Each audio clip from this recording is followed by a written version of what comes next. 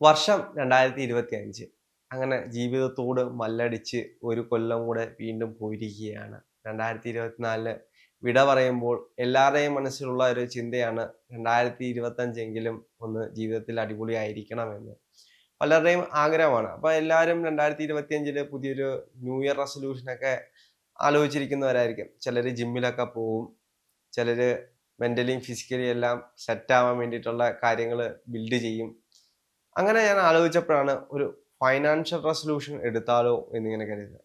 അങ്ങനെ കരുതിയ സമയത്ത് എൻ്റെ മനസ്സിലോട്ട് ആദ്യമേ ഓടി വന്നത് ചാറ്റ് ജിപിടി ആണ്. കാരണം എല്ലാവരും ഇപ്പോൾ ചാറ്റ് ജിപിടിയോടൊക്കെയാണല്ലോ ചോദിക്കുന്നത്. അപ്പൊ ഞാനും കരുതി ചാറ്റ് ജിപിടിയോട് തന്നെ ചോദിക്കാന്ന്. ചാറ്റ് ജിപിടിയോട് ഞാൻ ചോദിച്ചപ്പം ഫസ്റ്റിലെ തന്നെ ചാറ്റ് ജിപിടി പറഞ്ഞൊരു സാധനം, track your spending and create A budget.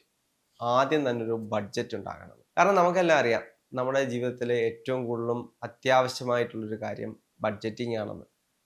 എല്ലാവരും പൈസ സമ്പാദിക്കുന്നുണ്ട്, അതേപോലെ തന്നെ പൈസ ചിലവാക്കുന്നവരുമാണ്.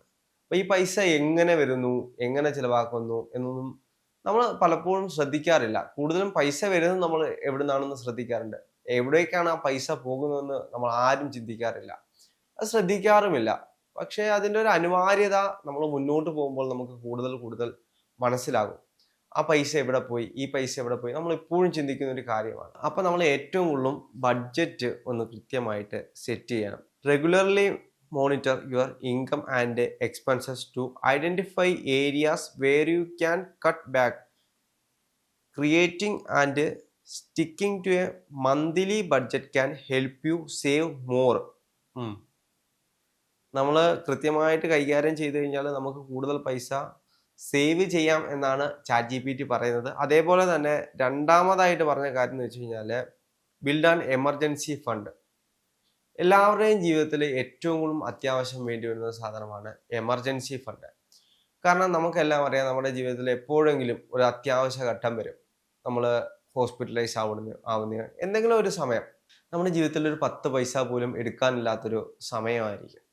അതിനൊക്കെ മുൻകൂട്ടി കണ്ടുകൊണ്ട് നമ്മൾ എപ്പോഴും ചെയ്യേണ്ട ഒരു കാര്യമാണ് ഒരു എമർജൻസി ഫണ്ട് കണ്ടുവയ്ക്കുക. എമർജൻസി ഫണ്ടിനെ കുറിച്ച് പറയുമ്പോൾ എമർജൻസി ഫണ്ട് എന്ന് പറയുന്നത് ഒരു 2-3 മാസത്തെ എക്സ്പെൻസ് ആയിരിക്കണം. അതായത് നമ്മളുടെ എല്ലാ ദിവസത്തെയും എക്സ്പെൻസ്, അതാണ് ഫസ്റ്റിലത്തെ ബഡ്ജറ്റിങ്ങിൽ വരുന്നത്. അപ്പം ബഡ്ജറ്റിങ്ങിൽ നമ്മൾ കൃത്യമായിട്ട് നമ്മുടെ ബഡ്ജറ്റുകൾ നോക്കുകയാണെങ്കിൽ നമുക്ക് അതിൽ നിന്ന് അറിയാൻ പറ്റും നമ്മുടെ എക്സ്പെൻസ് എത്രയായിരിക്കും. ഒരു മാസത്തെ എക്സ്പെൻസ് അല്ലെങ്കിൽ ഒരു ദിവസത്തെ, ഒരു ആഴ്ചയിലെ എക്സ്പെൻസ് എത്രയായിരുന്നു നമുക്ക് കൃത്യമായിട്ട് ഒരു കണക്കുണ്ടായിരിക്കും. ആ ഒരു കണക്ക് വെച്ച് ഒരു 3 മാസത്തേക്കിന് എത്ര രൂപ നമുക്ക് എക്സ്പെൻസ് ആവും എന്ന് നമുക്കറിയാമെങ്കിൽ നമുക്കൊരു എമർജൻസി ഫണ്ട് മാറ്റിവെക്കാൻ കഴിയും. ഒരു നല്ലൊരു തുക തന്നെ നമുക്ക് മാറ്റി വെച്ച് കഴിഞ്ഞാൽ നമ്മുടെ ഭാവിയിലേക്ക്, നമുക്ക് അത്യാവശ്യമായിട്ട് നമ്മുടെ ജോലി നഷ്ടപ്പെട്ടു പോവുകയാണ്, അങ്ങനെയൊക്കെ ഒരു അവസ്ഥ വരികയാണെങ്കിൽ നമുക്ക് ഈ എമർജൻസി ഫണ്ട് കൊണ്ട് നമുക്ക് മുന്നോട്ട് പോകാൻ കഴിയും. പിന്നീട് പറയുന്നത് വെച്ച് കഴിഞ്ഞാൽ പേ ഓഫ് ഹൈ ഇൻട്രസ്റ്റ് ഡെപ്റ്റ്. നമ്മൾ എല്ലാവരും കടമെടുക്കുന്നവരാണ്. അപ്പോൾ എല്ലാവർക്കും പൈസയ്ക്ക് അത്യാവശ്യം വരുന്നൊരു സന്ദർഭത്തിലായിരിക്കും നമ്മൾ എവിടുന്നെങ്കിലുമൊക്കെ കടം വാങ്ങിക്കുന്നത്. അത് ചിലപ്പം പലിശയ്ക്ക് എടുക്കുന്നതായിരിക്കാം, വട്ടിപ്പലിശയായിരിക്കും, അല്ലെങ്കിൽ ആരുടെയെങ്കിലും കയ്യിൽ നിന്നും കൈവായ്പ എടുക്കുന്നതായിരിക്കാം. ചിലപ്പോൾ ഏതെങ്കിലും, ഇന്ന് ആപ്പുകളുടെയൊക്കെ കാലമാണ്, ഏതെങ്കിലും ആപ്ലിക്കേഷനിൽ നിന്നൊക്കെ നമ്മൾ നല്ലൊരു തുക ലോൺ എടുക്കും. അപ്പോഴൊന്നും നമ്മൾ അതിൻ്റെ പലിശയെക്കുറിച്ച് ചിന്തിക്കാറില്ല. ഇതിൻ്റെയൊക്കെ പലിശ ചിലപ്പോൾ വലിയൊരു തുകയായിരിക്കും. നമ്മൾ അടയ്ക്കുന്ന മുതലിൻ്റെ ഇരട്ടി പൈസ നമ്മൾ ഈ പലിശയ്ക്ക് വേണ്ടി അടയ്ക്കേണ്ടി വരുന്ന ഒരു സന്ദർഭം ചിലപ്പോൾ നമ്മുടെ ജീവിതത്തിൽ വന്നു പോയേക്കാം. അപ്പോൾ അതിൻ്റെ ഒരു അതുകൊണ്ട് ഒരുപാട് പലിശയുള്ള കടങ്ങളൊക്കെ നമ്മൾ എത്രയും പെട്ടെന്ന് തന്നെ അടച്ചു തീർക്കുക. അത് എന്തെങ്കിലും വഴി ഏറ്റവും കുറഞ്ഞ പലിശയുള്ള എന്തെങ്കിലും സ്കീമുകളൊക്കെ ഉണ്ടെങ്കിൽ ആ ഒരു വഴി നമ്മൾ ആ പൈസ കണ്ടെത്തിയിട്ട് ആ കൂടുതൽ പലിശയുള്ള ആ ലോണുകളൊക്കെ എത്രയും വേഗം തന്നെ അടച്ചു തീർക്കുക. പിന്നെ പറയുന്നത് എന്ന് വെച്ച് കഴിഞ്ഞാൽ ഇൻവെസ്റ്റ് റെഗുലർലി. എല്ലാ ദിവസവും അല്ലെങ്കിൽ എല്ലാ മാസവും നമ്മളൊരു ഫിക്സഡ് ഇൻകം റെഗുലർലി ഇൻവെസ്റ്റ് ചെയ്ത് പോവുകയാണ്. അത് ഏറ്റവും നല്ലൊരു വഴി എന്ന് പറയുന്നത് SIP തന്നെയായിരിക്കും. അതായത് SIP എന്ന് വെച്ച് കഴിഞ്ഞാൽ സിസ്റ്റമാറ്റിക്കൽ ഇൻവെസ്റ്റ്മെന്റ് പ്ലാൻ. അത് ഈ പറയുന്ന പോലെ തന്നെ ഒരു സിസ്റ്റമാറ്റിക് ആയിട്ട് റെഗുലർലി മന്ത്ലി ഒരു ഇൻകം, നമുക്ക് ശമ്പളം കിട്ടുവാണെങ്കിൽ അതിൽ നിന്നും ഒരു പൈസ, ഒരു ഇത്ര രൂപ നമ്മൾ എല്ലാ മാസവും മാറ്റി വെച്ച് പോവുകയാണെങ്കിൽ അത് കോമ്പൗണ്ട് ചെയ്ത് ഒരു 10 വർഷം 15 വർഷം കഴിയുമ്പോഴത്തേക്ക് അതൊരു വലിയൊരു തുകയായിട്ട് തന്നെ മാറും.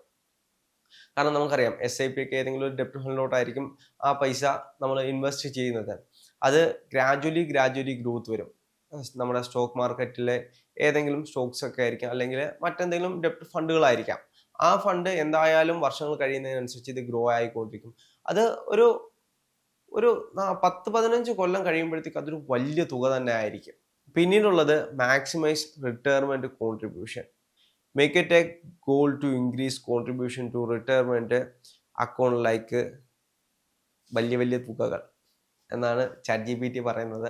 അപ്പോൾ നമ്മൾ റിട്ടയർമെന്റിന് വേണ്ടിയിട്ട് നല്ലൊരു തുക മാറ്റിവെക്കുക. നമുക്കറിയാം നാളുകളിൽ നമ്മൾക്ക് എങ്ങനെ ആയിരിക്കുമെന്ന് നമുക്ക് ഒന്നും പറയാൻ കഴിയില്ല. അപ്പം ഇന്നത്തെ ജീവിതത്തിൽ നിന്നും ഒരു തുക നാളത്തേക്കിന് മാറ്റി വെച്ച് കഴിഞ്ഞാൽ നാളുകൾ നമുക്ക് ആസ്വാദകരമായിട്ട് ജീവിക്കാം.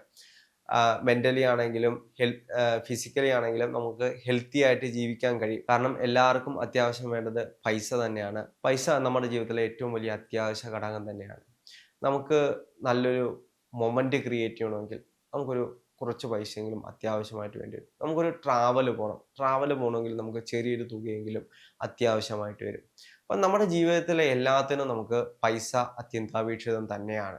എത്രയൊക്കെ ചിലർ പറയും പൈസ ഹാപ്പിനെസ് കൊണ്ടുവരത്തില്ല എന്ന് പറഞ്ഞു കഴിഞ്ഞാലും, ചില ഹാപ്പിനെസ് ഒക്കെ നമ്മൾ ക്രിയേറ്റ് ചെയ്യണമെങ്കിൽ നമുക്ക് പൈസ തന്നെ ഉണ്ടാകണം. അപ്പം നാളുകളിൽ എല്ലാവർക്കും പൈസ ഉണ്ടാകട്ടെ, എല്ലാവരുടെയും ജീവിതം അടിപൊളിയാകട്ടെ എന്ന് ആശംസിക്കുന്നു.